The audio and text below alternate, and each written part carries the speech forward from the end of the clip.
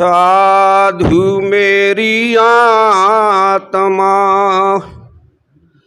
और हम साधुन के जीव, साधुन में ऐसे बसे जो माखन में घीव। इस संसार की हालत को देख देख कर और संतों के हृदय में बड़ा दुख होता है। कितना भी समझाऊं, कितना भी कहो, लेकिन जो पुरानी रीति रिवाज भरी हैं वे छूट नहीं पावेंगी। लकड़ी का उदाहरण दिया है, जैसे चकमक में आग, दूध में घी, ऐसे ही तुम्हारे अंदर परमात्मा है। हम बाहर जितनी सेवा पूजा करें, तीर्थों में जाएं, मंदिरों में घंटी हलावें, लेकिन सुधार नहीं होगा। क्यों? कि आग लगी है गांव में और पानी डाल रहे हैं घूरेन पे। एक गांव में आग लग गई, एक भगत रहे, लड़का खूब साबित मोड़ा रहे, तमड़ी हाथ में रस, हनुमान जी के मंदिर में एक पाँव ऊपर कर लो, हाथ जोड़ के खड़े हो। पीछे ते कोई सत्संगी आया सो लात दई, का कर रहे है, कहीं हनुमान जी प्रार्थना करे, बेटी गाँव में तो बच्चे लो ने कहा तो पानी डालो, शायद कछु बुझिया कछु सामान बच जाए। हनुमान जी कहाँ कैसे आगे बुझा देगो? अरे जी, हनुमान जी तो पत्थर की मनुष्य ने बनाए, हनुमान जी तो सजीवर थे, तब वो रास्ता बता सकते थे, मदद कर सकते थे। कोई भी भगवान हुआ है वो मनुष्य में से हुआ है। करत करत अभ्यास के जड़मत होत सुजान, और सरी आवत जात के सिल पर होत। आज से पहले कुआ होते और वे कुएं पे मरुए गिरी लग जाती तो पनिहारी पानी बत्ती, लेकिन ऐसे हुए से कुआ है, ऐसे हुए से आदमी आलस किए कि टूट जाता है तो दूसरे नहीं बन पावते तो फिर हाथन थे और बांटी ते पानी बत्ता है। डोल बांटी जो हो तो एक एक बुलांद बे पाटन में गड़ा फंस जाते, रस्सी जाती घिसती ऊपर भरी बांटी आवती। और वैसे तुम बैठ के वो बत्ता उतने ही पहले हमने तुमने देख ली, नई पीढ़ी है कोई ध्यान ही नहीं रहा होगा। पर एक आए थे कहते कैसे खेती होती, बाद तुम घिसो पत्थर पे तो पत्थर में शायद नए का आध निशान होगा और बत्त पूरी कट जाएगी। अभ्यास बड़ी चीज है। हम जानते हैं कि ईश्वर के परमात्मा के नाम ले रहे हैं, लेकिन मनुष्य ने भी तो पहचाना। लेकिन बिना 10-20 मिनट बैठे, बिना आध घंटा बैठे संध्या सवेरे, और उस परमात्मा रूपी शांति को हम नहीं पा पाएंगे। हृदय में आग लगी है काम की, क्रोध की, लोभ की, मोह की, और हम तीर्थों को भाग रहे हैं। माता पिता घर में दुखी हैं, जिन्होंने पाला पोसा जन्म दिया, और जो जागृत माता पिता हैं उनने बच्चे अच्छी तरह पढ़ाए और पढ़ाते भी, और संतों के सानिध्य में लाकर दीक्षा दिवाई तो उनके अंदर ज्ञान हुआ, दया प्रकट हुई, तो वो पद पे पहुंच गए तो जनता को सुख दिया, निष्पित नहीं लई, और तनख्वाह में ही अपना संतोष किया और अपनी गांठ से और पैसा खर्च किया। आज से 4-5 साल पहली बात है, हमें एक संत के कहते जयपुर गए विपश्यना में, तो वहाँ एक इंजीनियर रहे और बिन ऐलान कर दो किसी पे किराया नहीं हो तो मेरे नंबर ले जाओगे, मुझे मेरे लिए फ़ोन करो, मैं किराया देंगे या अपनी गाड़ी दिलावेंगे। अब बताइए, वो भी इंसान है। आज एक कलेक्टर है नन्नूमल पहाड़िया, हमारी धौलपुर में रह के गया थोड़ा, और अभी पकड़ा गया है 10 लाख की निस्बत लेते हुए और जेल की हवा खा रहा है। ता कलेक्टर के आगे पीछे पुलिस, आगे पुलिस और पूरा प्रशासन नचतु, और ते कलेक्टर हवा खा रहा है। क्यों? एक भूल में, एक स्वार्थ में, एक मोह में, एक लोभ में। मोह लोभ में ही तो दुख है। हम सत्संग में आए और यहाँ हमारी कोई चीज नहीं रहे तो हम क्यों लौट के आएंगे? अपने घर को चले जाएंगे सीधे। लेकिन हमारी स्वाब भी रह गई या हमारा रूमाल रह गया तो हमें रास्ता में ध्यान उठो तो हम वापस आवेंगे। जे नहीं ना क्या बगी ले लेंगे, जान गड़बड़ है गई, यहाँ आवेंगे। इसी तरीका से जब हमारे अंदर पत्नी से प्रेम है, हम पहले चले गए, बेटाओं से प्रेम है, नातियों से प्रेम है, हम पहले चले गए, तो हमारी वो वस्तु ऐसे यहाँ रह गई, तैसे ही हमारी सुता और हमें वापस जन्म देती है। कबीर साहब कछु तो बिन्ने कपड़ा बुने और अपनी मेहनत से खाया, लेकिन आत्मज्ञान था, 4 बात संतों से कहते रहे। ईसा मसीह ने बढ़ई का काम किया, रविदास ने जूताओं का काम किया। काम कोई बुरा नहीं है, चाहे वो मजदूरी मेहनत की हो और चोरी राजों की खरीद है, खराब है। बड़े मीरा जैसी महलन की रानी शिष्य है गई, एक कोई धनी सेठ है और शिष्य बन गो रविदास को। तो वो थैली मोहन की लेके आया जो कि महाराज आप हमारे गुरु हो, हम पे कोई कमी ना, इस व्यवसाय को छोड़ दे और ये संपत्ति ले, अच्छा आश्रम बनवाओ। सब झोंपड़ी रह जो कि भैया झोंपड़ी में लगा दे। झोंपड़ी में धर गए। जब वो 4-6 जाओ हो भैया बैठो, 4-6 महीना पीछे साल गाड़ पीछे आया, बड़ी खुशी में कि हमारे गुरु के तो अब आनंद होंगे, बढ़िया आश्रम बनेगा होगो और वो व्यवसाय छोड़ दो होगो। देखें तो रविदास भाई की भी झोंपड़ी में जूता घाट रहे हैं। बड़ा दुख हुआ, पैर छीए, कहीं महाराज बड़ी शर्म की बात है, हम आपको संपत्ति दे गए और आप वहीं के वहीं खड़े हो। तो रविदास जी ने बड़ी हंस के कही कि भैया ये संसार की हवा आपको व्याप रही है, मेरे अंदर तो परमात्मा काम कर रहा है। मैं जनता को गलत संदेश देना नहीं चाहता हूँ कि ये जूता गांठना खराब है, ये तो कर्म और धर्म का धर्म, जनता की सेवा हो रही है और मेरे जीवन यापन को पैसे आ रहे हैं, लेकिन मैं तय नहीं करता हूँ कि इतने लूँगा, किसी बहुए वो दे जाए। बिन संतोष न कामन साई और कामन से सुख सपने उनाए। तो कहने में तो बड़ी सरल सी बात है, लेकिन हमारा सत्संग हमारे अंदर नहीं भीतर धसेगा तो हमें लाभ नहीं मिलेगा। ये मन हमारा इतने बेकार है इसमें कि जागी पकड़ सत्संग में ही होती है। मन क्या चीज है? मन कोई वस्तु नहीं है कि खुरपी ऐसी हो तो पकड़ के उठा ले। मन तो एक विचारों का पुंज है, इसमें भी चीरो तो न राम मिलेगा न मन मिलेगा।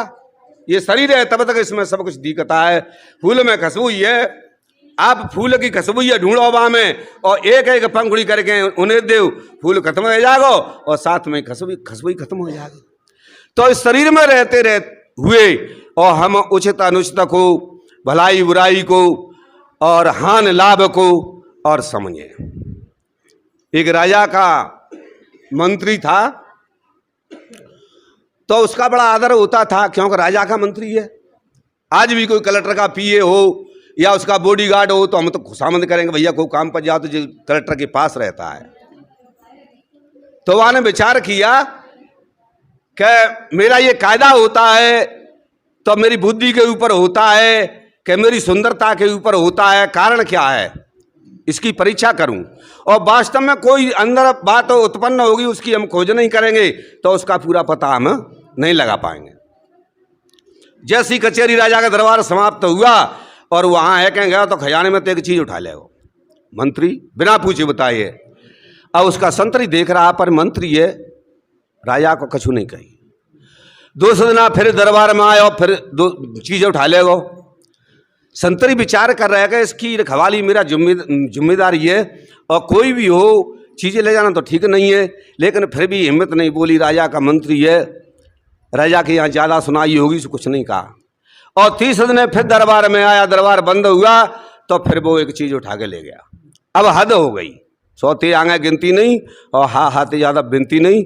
संतरी ने विचार किया कि ये गलती तो मंत्री कर रहा है लेकिन इसका अपराध राजा को पता पड़ गया तो मुझे फांसी लग जाएगी, इसलिए मेरा कर्तव्य है कि मैं राजा से और कहूँ।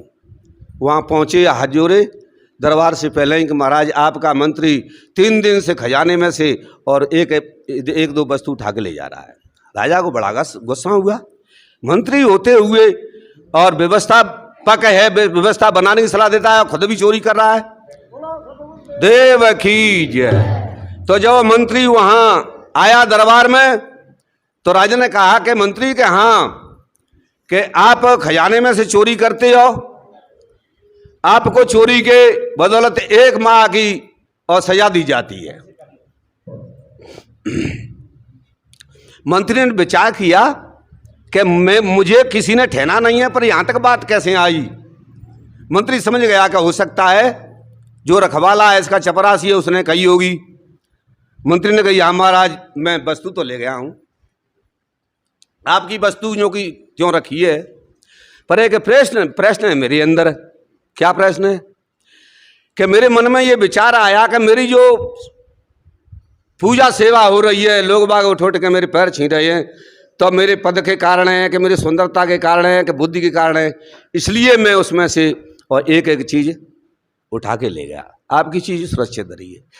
मंत्री की चतुराई भरी बात सुन के राजा को बड़ी अंदर हंसी आई और उसने कहा कि मंत्री, कोई वकील, कोई डॉक्टर, कोई मास्टर और अगर चोरी करे और वो यूँ कहे कि मैं तो डॉक्टर हूँ, मैं वकील हूँ, मैं मास्टर हूँ, पढ़ा लिखा हूँ, तो ये उसकी भूल है, उसको जेल जाना पड़ेगा। क्यों? उसने कर्म ही ऐसा किया है।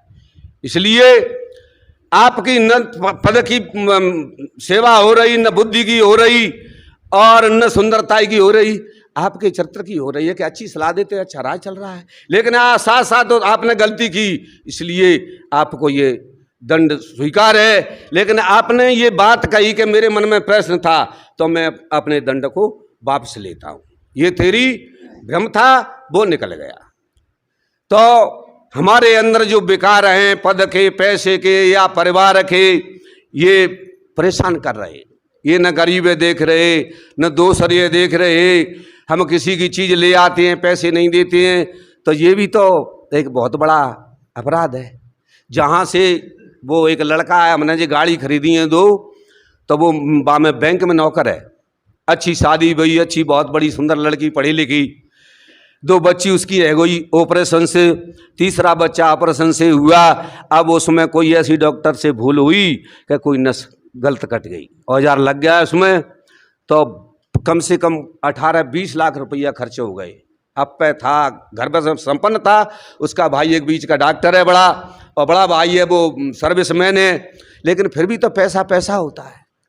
न जाने कौन से जन्म की धरोहर है अब उत्पन्न हो गई। अब देखिए, वो लड़की तो महीनों और उसमें मशीन में रखी रही और उस लड़के को जन्म दिया, वो लड़का उसकी नंद ने पाला, तैयासर की लड़की ने, तो उसको मयू मान रहा है बच्चापन से, उसी पे रहता है।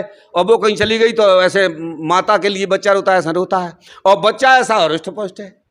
तो अब ये प्रारब्ध कोई न कोई के उसका जन्म हुआ वो सही है, और जिसने जन्म दिया वो आज तक पागल है, ना टट्टी की कह सके, न पेशाब की कह सके। घर ले आए, लेकिन इतनी दुर्दशा है कि अब उनके मुँह से एक वो लड़का दिनों रात रोता था, साहब पे फोन करता था कि अगर ये लड़की मर गई तो मैं जिंदा नहीं रहूँगा। तो ये समझ आते थे कि तू पढ़ा लिखा है, तेरे बाहर बूझो है, ऐसे ऐसे इतिहास होते हैं, पढ़ाई में आते हैं प्रारब्ध के, और तू एक लड़की पे ऐसे करा, ये तो भाई उसका प्रारब्ध है, काल नहीं होगा तो वो ठीक हो जाएगी। लेकिन अब वो ही कह रहे हैं कि हे परमात्मा, अब मैं दूसरी शादी करूं तो 3 बच्चा हैं, और ये क्यों जिंदी रह गई, ये चली जाती तो अच्छी।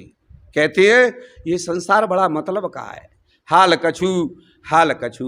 लेकिन जब सदगुरु का ज्ञान होता है तब पलटा नहीं होता है, तैसा ही वो दुख में रहता है और तैसा ही सुख में रहता है। 3 दिन से ऐसा मौका पड़ा, लोग बाग सोचते हैं साधुओं को बड़ा आनंद है, खाना पीना बड़ा अच्छा बढ़िया, वहाँ की व्यवस्था, बड़े समझदार आदमी, आश्रम में सत्संग था, महात्मा था, तो उनका ऐसा सिस्टम था कि सवेरे ही दूध चाय जो कुछ होता था, दलिया, उसे रावड़ी कहते हैं, बेजर का, उसमें मही में खूब जिक जिक के, उसके बाद में फल फ्रूट का नाश्ता, और 9 बजे ही सत्संग को बैठा देते, और 10 बजे 10:30 बजे 11 बजे सत्संग हो जाता, और दोपहर में अपना सो। तो वहाँ पेड़ भी थे, लेकिन लाइट चली जाती, तो 3 दिन ऐसी तपनी झेली हमने कि बड़े फंदा में फंसे। और कहीं शहर में होते हैं तो कूलर लगा देते हैं, 2-2 कूलर लगाते हैं लोग, भक्त लोग। तो जैसा होता है तैसे में ही संत और राजा होते हैं, वो फड़फड़ाते नहीं हैं, और किसी में कम बुद्धि होती है, फड़फड़ाते हैं, तो बड़े संत समझा देते हैं कि ये साधु जीवन है, मौज नहीं है, मौज होती तो अपने घर रहते, तुम वेश बना के क्यों आए। तो जैसा हो तैसे में हम गुजर बसर करें तो हमारा जीवन अच्छा है। दुख में हम रोते हैं और सुख में हम हंसते हैं, जी अज्ञान की पहचान है। कहीं हम जात बारात में जाते हैं, अब ध्यान आता है, माता कहती बापे ते खरौंद नहीं ले आऊ, बापे ते हाथन की छुरी ले आऊ, तो अब कोई चीज़ खो जाए तो वो अफवाही तो डांड पड़ेगा। महात्मा गांधी ने भी कहा है और ऋषियों ने भी कहा है कि ऊपर का दिखावा भीतरेपन का खोखलापन है। जैसा है अपने पास वैसे में हम रहें तो ये बहुत बड़ी समझदारी है। दूधना की बात है, अरे साहब बाप पे जेवर हुए, और वो तो भैया ने वाले घर में वैसे ही चली आई। तो हम इन बातों से और जब हम गुरुमुख होते हैं तो कोई असर नहीं होता है। ऐसे ऐसे इस संसार में चलन और कारण रह रहे हैं। दो स्त्री थीं और वे जेवर ते लदी, मोटरसाइकिल पे उनका पति होगा और वो में जा रहे किसी ब्याह शादी में। तो शादी में पहुंच गए। अब लोग बाग जो जिस कर्म को करते हैं वो निगाह रखते हैं, रह की कहते हैं, देखभाल करते हैं कैसा क्या टाइम जाना आना। तो गुंडे लग गए उनके पीछे और जब वो वहां से आई तो लेट आई दिन बुढ़ाबुढ़े पे, और ऐसे मौके पे आए कि उसका साड़ू का गाम था और वो आ गए वहां, गुंडे लग गए। सो झटांगे थे मोटरसाइकिल खेल रही। अब वो बड़ी शर्म की हाथ जोड़ के जो गई, भैया हमारे शरीर ते हाथ मत लगावे और न नौते और किले तक सब ले ले, सब जेवर उतार दो और लेके मैं चले। तो वो गुरुमुख नहीं था, मनमुख था। उसके हृदय से क्या निकला, काल होता है तो तमाम इंतजाम हो जाते हैं, सब बिगड़ जाती हैं जो इंतजाम हम करते हैं कि मैंने तो पहचान ले। इतनी कहिएगा उठाए फिर क्यों धांस नहीं गोली दे दी हम गिर गए और वे लेकर चले गए। अगर वो नहीं कहता अरे पहचाना तू मन में जान तो अपनी कोशिश कार्रवाई कर, तो पर ये भूल के बात है। तो सत्संग से हमें ज्ञान होता है। वे रोईं और वहाँ फिर कोई दुआ आएगा होगा गाँव में खबर पड़ी पहचान भाई के जी तो हमारा साड़ू। तो हम पल पल पे इस मन के सारे धोखा खा रहे हैं। जब तक हम किसी संत के सानिध्य में नहीं आते हैं तो हमारे जीवन में कोई भी व्यवहार हमारा सही नहीं होता है। इसलिए फिर हम ईश्वर और भाग्य और कर्म में दोष देते हैं। नहीं, अपनी बहुत बड़ी जिम्मेदारी होती है और इसका ज्ञान हमें सत्संग से होता है।